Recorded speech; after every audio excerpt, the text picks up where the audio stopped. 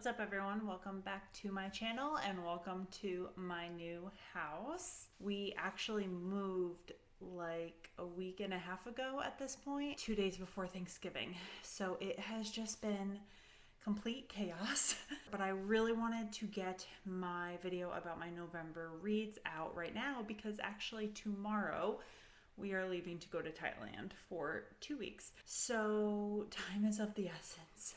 Somehow, through packing up our old house with little to no notice, moving to a brand new house, unpacking, preparing to go to Thailand, all while working, I somehow still managed to read 11 books in November. I don't know how I managed that. Actually, I do know. Audiobooks is how I managed that. If this is your first time here, please don't forget to hit the subscribe button. I have mostly built my channel around like fitness content for the last year and a half, but reading is truly what I'm passionate about, and so I'm trying to infuse that into my channel as well, and I hope that you'll stick around to hear more about that. So let's get started. My tree, I keep turning it off and it just keeps turning back on. All right, I unplugged it. If it turns on again, then I should move out of this house because it's haunted. I had 2 books on my TBR for November that I didn't get to. Those were Becoming by Michelle Obama and I'm Glad My Mom Died. I really tried to get through Becoming, but it just was not holding my attention. I'm gonna do it though. That is a book I want to read. And then I'm Glad My Mom Died I want to listen to as an audiobook, but it's just the wait. There's a really long wait time. So we started with Well Met by Jen DeLuca. This is a romance and it sounds a little nerdy, but it's about the Renaissance Fair. The main character's name is Emily, and she goes to live in this super small town to help her sister and her sister's niece after her sister was injured. And her niece wants to join this Renaissance Fair, but she needs an adult to join with her as supervision. Emily joins the Renaissance Fair for the entire summer, and she is a bar... What is the word? A bar whore? That doesn't sound right. A bar wench? Is that right? It's like some offensive word with the word bar in front of it. That's what her job is. And she just wants to make it into a fun thing and get to know people. And the story is kind of about her trying to put down roots in this town while also getting to know people in the Renaissance Fair, including the main love interest. His name is Simon, which is my son's name, so that was bizarre. Also, in a cool way, the main character's name is Simon Graham, and I was obsessed with the name Graham. That was going to be the name if we have another boy, but probably won't use it. But anyway, I just thought that was so cool that the main character's name was Simon Graham. So Simon, it's like Grumpy Sunshine. Simon is so serious, takes this Renaissance Fair like it's life or death, and Emily's just trying to have fun. So it's just them kind of butting heads over the seriousness of the Renaissance Fair, getting to know each other. There's this whole like family dynamic going on. It was pretty good. I gave it 4 out of 5. I thought it was an entertaining read, and I think there's a sequel called Well Played. So I think I will be reading that. It was a cute book. And then things went sharply downhill. I read Radio Silence by Alice Oseman. I don't really have anything positive to say about this book. I gave it a 2 out of 5. It is a young adult book, and I feel like I can enjoy a young adult book with the rest of them. However, I was so confused. It has a pretty high score, and honestly, I was about to DNF it. I went on Goodreads. The first review says, 5 stars.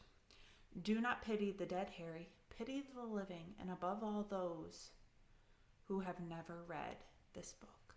So when you start throwing Dumbledore quotes out, obviously I feel like I need to read this book. It just never got there. It wasn't a bad book. I just could not have cared less.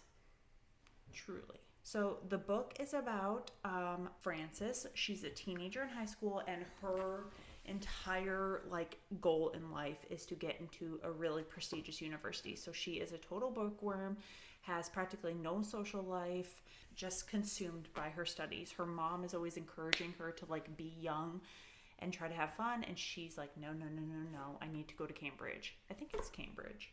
The one kind of bookworm studious thing about her is that she is diehard obsessed with this podcast, and no one knows who's the host of the podcast. It's kind of like a cult following. Frances ends up figuring out who Radio is. I don't think this is a spoiler. I'm really sorry if it is, but Radio is the boy who lives across the street from her, and she used to be friends with his sister, and something happened to his sister, so there's kind of like this mysterious, almost suspense element to it because you don't know what happened to his sister.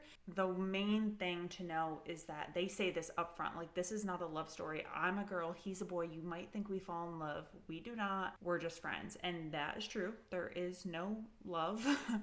And I don't need there to be love to enjoy the book. I just really didn't care about the characters. I tried. It's just basically about them being friends, and kind of them being in on this podcast together affects their friendships, and it's like a coming of age. Stop asking me questions about it. I really have nothing to say. And kind of same thing for the next one. I loved The Summer I Turned Pretty when it was on Hulu. Gobbled it up in one day. Same thing with To All the Boys I Loved Before. Such good young adult shows and movies. So I was very excited to read the book because almost always I enjoy the book more, or at least equivalent to the movie. I was so incredibly disappointed by this book. There's a whole series and I don't want to ever pick it up again. I hate not finishing a series, but I think I have to with this one. The show is so good. Like, I believe the teen angst, I believe the relationships, I believe the drama, and the book just did not get there. Everything was so surface level, and you're being told that she is in love with Conrad, and nothing in the book makes you understand why. You're supposed to like believe there's this pull towards Jeremiah. Again, why? If I hadn't seen the show, I would have no idea why. There's this penultimate scene at the end of the book where she kind of confronts Conrad about how much she loves him, and it's like, if I'm just taking the book for what it is, I would be like, okay, calm down, because there's not enough before that scene to make me understand why she would be like in his face that way. I get it, like a show, they're extending it for episodes and episodes and episodes so they can go into more depth, but I just kind of was surprised that that book ever got turned into a movie or into a show, because I was not impressed. I will continue to watch the shows. I will be there opening day. Then things went uphill very, very quickly. You may have already seen this reading vlog. If you didn't, I will link it up. I read November 9th by Colleen Hoover on November 9th. I know. Such an original idea. I am not like a Colleen Hoover stan. I've read a couple of her books now and they're good. But November 9th was my favorite so far. I really liked it, and I'm surprised how much I liked it. But if you somehow don't know what it's about, because I think I was the very last person on earth to read it, it's about this girl, Fallon. She is like a former child actress, and she had an injury that made her unable to act anymore. And that has kind of caused all of this trouble in her life and with her relationships. And she meets this boy, Ben, and it starts off as like a fake boyfriend trope. And she's actually moving away the day they meet. So they decide, instead of getting each other's numbers, they are going to block each other on social media, and they are not going to talk, but they will meet up every year on November 9th. When I heard about this book, I assumed it was going to be us following them over the course of like 15 to 20 years. It's not like that at all. It's much shorter. But man, this book put me through it.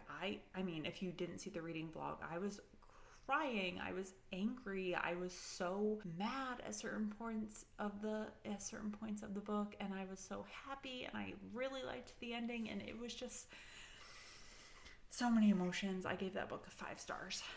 Next was The Friend Zone, which is another romance, and I was so excited to read this one because this is by Abby Jimenez, and she has a bunch of books, and I was so excited to get started on her series, but this is the first one. Okay, it wasn't so bad that I'm not going to read the rest of the series. It contained the worst parts of romance, which means that it was so shallow. I mean, from the very first chapter, I almost like gave myself brain damage with how hard I was eye rolling.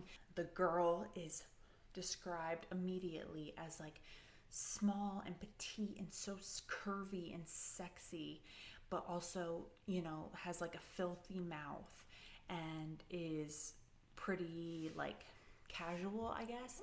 And then the boy obviously is like so slim, but also very muscular and witty, and he's a firefighter, and it's just like, okay, I know where this is going. And then the way he's talking about her from the very first chapter is just so like, it makes me think of those TikTok videos of guys just like making sexy faces at the camera. It's just so cringy. That's how I felt reading his inner thoughts and her inner thoughts. It just felt like if I knew these people in real life, I would hate them. I would hate them. She's supposed to be not like other girls. She drinks beer, and she has like a furniture building business, and she wears sweatpants, and she doesn't do her hair all nice, and when he meets her, she's driving this big truck. It's just like, okay, we get it. She's the cool chick. She's the girl that every guy loves. Like, come on. And then, of course, the big dilemma in the book, based off the fact that he is such a sweet family man, and it's just like so cliche and so not interesting, and really it just makes me feel like the writing is so lazy that is the best you could come up with for your characters. Something that has been done a million times, and I really didn't like either character. I kept reading it because the story held my interest enough, but if I never heard of those 2 characters again, I would be happy. And then we went dark for the rest of the month. So goodbye joy, goodbye romance, goodbye happiness. We went into our true crime, thriller, suspense, mystery era, and it was a wild ride, starting with Adnan's Story by Rabia Chaudhry. If you have somehow never heard of Adnan Syed, Heyman Lee, Rabia Chaudhry, congrats, you have somehow managed to surpass the age of the internet. Adnan Syed was the subject of the hit true crime podcast Serial. That podcast, I think it's safe to say, jump-started people's true crime obsessions. It deserves a lot more attention, but just for the sake of this video, Heyman Lee was murdered in 1999. Her ex-boyfriend Adnan Syed was found guilty of the crime. He went to prison, and he just got out like 2 months ago. Basically, the Baltimore courts determined that the evidence they had didn't support his conviction, and that the evidence they had pointed them towards someone else. So he's out of prison now, and they are not going to retry him. The podcast Serial tried to stay unbiased, and the host Sarah Koenig, she didn't really have a solid opinion at the end of it about his guilt. Rabia Chaudhry has known Adnan since they were kids. They are family friends. She is a lawyer, so she has basically made it her life's mission to expose the truths about his case. But this book, I honestly didn't even know this book existed, but then I saw it on her Instagram, and I was like, okay, I'm gonna read that. And it was so well done. I mean, obviously she's coming from a place of caring about him and caring about the truth. She doesn't want people to think that he killed Heyman Lee. And I think so many people forget about Hay in this whole thing, but everyone who's trying to get Adnan out of prison is also trying to find out who killed Hay. Like, that is part of it. So all that to say, the book was so well done. It introduced so many more facts that I had never heard about before. It's really simplified everything. So I think even if you have never heard of this case, you could listen to that book and just get a comprehensive view. Obviously, it's biased. She knows Adnan. She believes he's innocent. But it was just really well done. I gave it 5 out of 5. Then this is when we were in the height of our move, packing up our house, moving to the new house, and unpacking all within like 3 days. So I turned on some audiobooks, and I've had a hard time with audiobooks in the past couple months, but I think I found that I need to listen to suspense, thriller, mystery books as audiobooks, because then it reminds me of a podcast, like a true crime podcast. I cannot do romance as an audiobook. It's just so cringy. So I started with The Golden Couple. I really liked this book. I gave it 4.5 stars. So it's by Greer Hendricks and Sarah Pekkanen. I believe they are like an author duo. They've written several books together.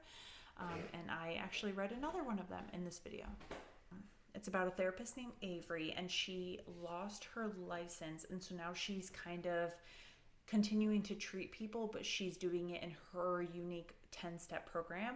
And so she starts treating this couple, Marissa and Matthew, and the catalyst to them coming into her office is that Marissa cheated on Matthew and she wants to rebuild their marriage. So that's what you think is going on. It turns out that there's so many more people involved, so many lies, and you're getting Avery's point of view, trying to figure out why these people are lying to her, what is the truth, what are they hoping to get out of this experience. Then you're also getting Marissa's perspective. She is the patient, and then I believe there's a couple other perspectives as well. I did not see the ending coming at all. I felt like the ending was slightly rushed just a little bit, and that's kind of why it wasn't 5 stars, but it really kept me on my toes until the end. It was not scary at all, but definitely twisty.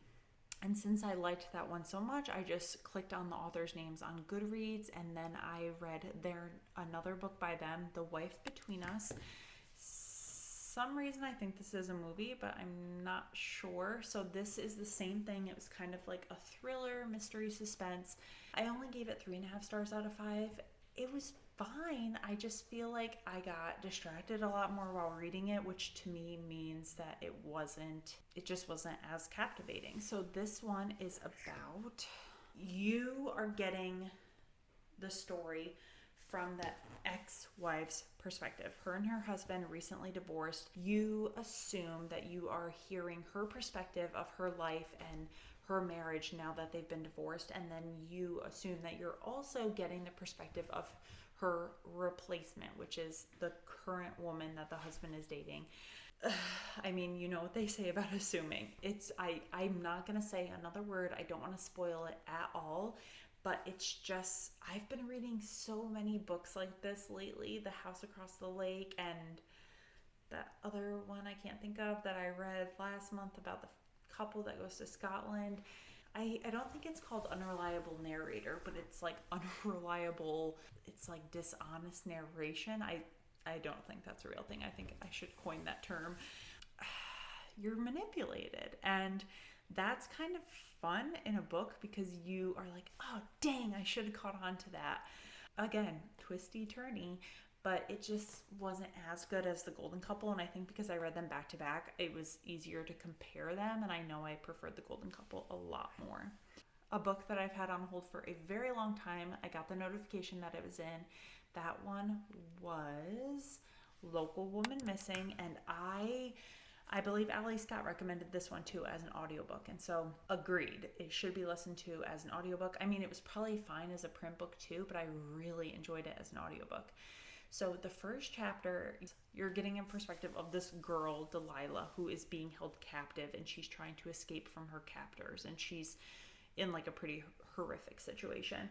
And then you never hear from Delilah's perspective again. The rest of the book is current day, and then also 11 years before when Delilah went missing. And you're getting the perspective of her mother who went missing with her, and of her neighbor, and of her brother as well.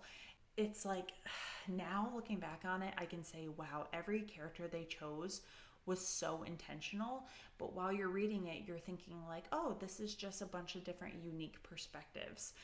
And so the whole book, you're trying to figure out like, how did she go missing? What happened to her and her mother? Who was involved? Because there's also like another missing person. Like I said, these audiobooks, they were all very true crime-esque. Really enjoyed this one. Again, I gave it 4.5 out of 5. It wasn't perfect. I definitely lost my interest a few times and had to rewind to listen to it again, but overall, really good book. I want to keep listening to this genre as audiobooks because it's just such a nice way to get through content, to get through your TBR. But there was 2 more. Oh, okay. So I guess not all of them were true crime. So I read This Time Tomorrow. This was my book club book that my friend chose. It is by Emma Straub, I believe. The main character, it's her 40th birthday, and she's kind of having a hard time accepting her age and accepting where she is in life. It's, you know, like the age-old feeling of not being happy with where you are, not being where you thought you'd be at this age. And she's thinking back to previous moments in her life and wondering, you know, what if that had gone differently. And she wakes up in the morning after her birthday, and she's in her bedroom from when she was 16, and her father, who is ill in current times, is perfectly fine again, and he's younger, and she's in her 16-year-old body. She is reliving the same day of her 16th birthday, exactly how it went around the first time. And it kind of pokes fun at itself about how time travel, like, that's been done a million times, and she's trying to compare her situation to like Back to the Future and stuff. So I like that it's very self-aware, but it's not about time travel. Like, this book is not a sci-fi book. It's really about her trying to come to terms with where her life is, realizing that had she done things differently, it might not have automatically meant that things would have been better down the road. It's kind of like the chaos theory, the butterfly effect. One small action can create chaos that changes the course of everything else. And she is seeing that, you know, for better or for worse. I thought it was just like a nice, thoughtful piece of fiction. And it's always good to have that reminder, like, you are where you are in your life for a reason, and you can't dwell too much on the past because everything you have in the future would be different if one thing changed in the past. I think about that all the time. Sometimes I really regret going to such an expensive college, and then I think to myself, if I hadn't gone to that college, I would never have gone to Thailand. I wouldn't have met my husband, and I wouldn't have my son. So that's how I like to think about my life. And the last book I just finished yesterday, and it was a doozy. It was on Kindle Unlimited. Oh, I didn't even mention that. I got a Kindle. I'm so excited. This was my Christmas gift, but since we're going to Thailand, I need to be able to read on the plane, so I asked my husband to give it to me early. So I've already read one book on it. It was on Kindle Unlimited, and it is called Most Depressing Book in the World. That's what it should be called. If you tell a true story of murder, family secrets, and the unbreakable bond of, and then it cuts off, sisters, maybe? I don't know how to use this Kindle enough to tell you the full name, but I told you the most of it. This is a true crime book. It's about Shelley Notek, I think is her name. I've never heard of her. I don't know how I listen to the amount of true crime podcasts that I used to listen to, and I've never heard of this case. Basically, it's the story of how she brutally abused her family, her 3 daughters, and other members of her family. I mean, I don't want to like give it away, but Google her and you'll know in a second. She killed people, and it's so disturbing, and I just can't believe I've never heard of it. So this is a hard one to rate. I gave it 3 out of 5. And it's really hard to rate a book like this because how do you rate someone's trauma? Like, I don't want to say, oh, it wasn't entertaining enough, because I guess if you're thinking of fit as an entertainment factor, yeah, it was entertaining. It was horrifying. If I'm going to consume a true crime story as a book, it needs to have a literary element. Otherwise, it would be better off as a podcast or a show or something visual. I wish I listened to this as an audiobook. I think I would have enjoyed it more. To me, it felt like I was reading a police officer's like case file, and then the author was just like putting flowery language around those quotes from the case file. It felt really like a novice writing style, and I really was not impressed with the writing style. And then I'm comparing it to something like Adnan's story, which is also a true crime story. And granted, that one was written by someone who actually knows Adnan, but it's just like one was far superior to the other. So I don't necessarily recommend it. I mean, I guess if you're really into true crime, I might recommend it as like an audiobook, but it was just so messed up. I really wasn't prepared for it. Like, it was a doozy. All right, but that is it. So, like I said, I am traveling to Thailand tomorrow. I will be gone for just over 2 weeks. And then when I get back, it's Christmas. So I don't know how I'm going to have any time to read this month. My goal is to read 5 books. I think that is ambitious, and most of it will be done on the airplane. I could do less, I could do more. I'm not going to be too hard on myself, but that is the goal, 5 books.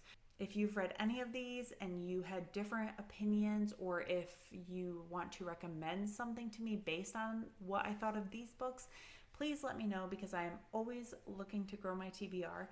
Thank you for watching. Hit the subscribe button if you want to come back for more book content, and I will see you guys at the end of December.